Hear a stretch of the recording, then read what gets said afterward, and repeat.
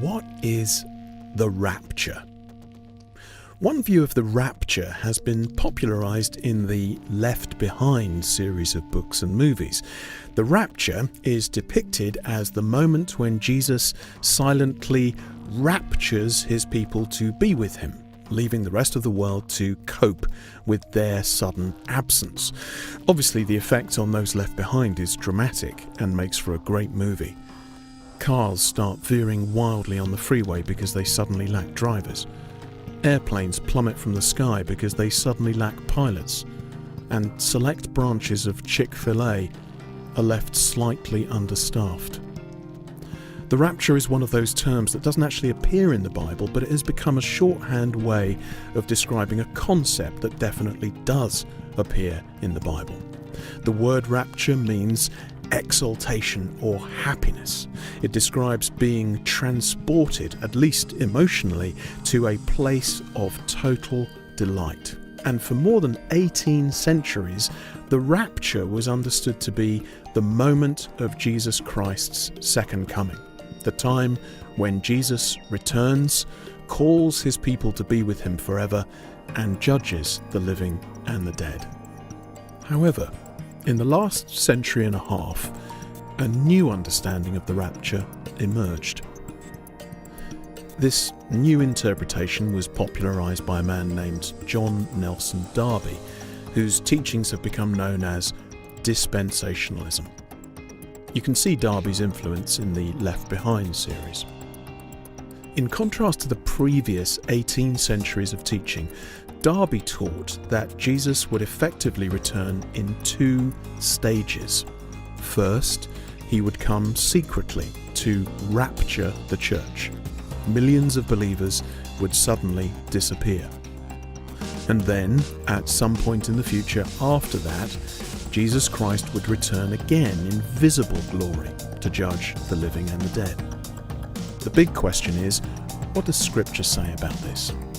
Is there support for a secret rapture of the church followed later by the second coming of Christ? Or are the two events one and the same? The key passage, I think, is 1 Thessalonians chapter 4, verses 13 to 17, where the Apostle Paul is clarifying what will happen to Christians who have died.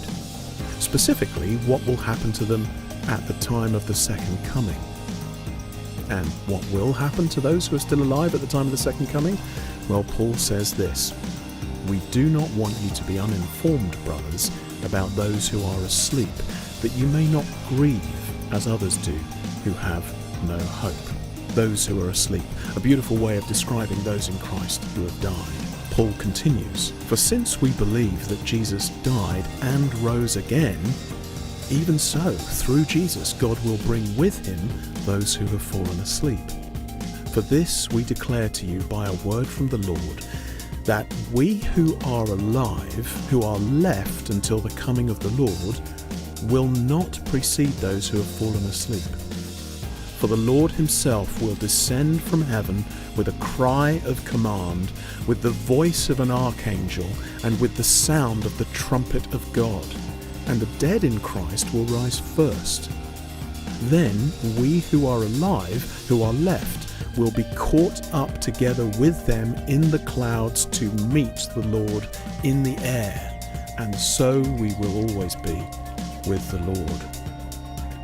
If this is describing a moment of secret rapture, it doesn't sound very secret. There's a cry of command from the Lord himself. There's the voice of an archangel, and there's the sound of the trumpet of God.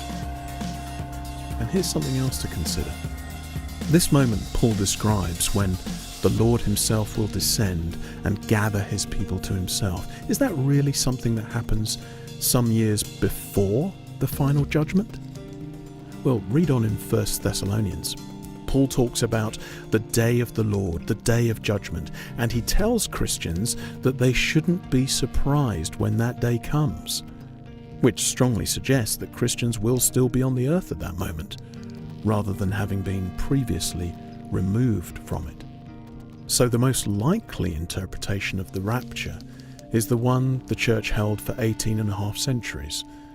It is something that will happen when the Lord returns in his glory to judge the living and the dead, the blissful moment when we are taken up to be with him forever.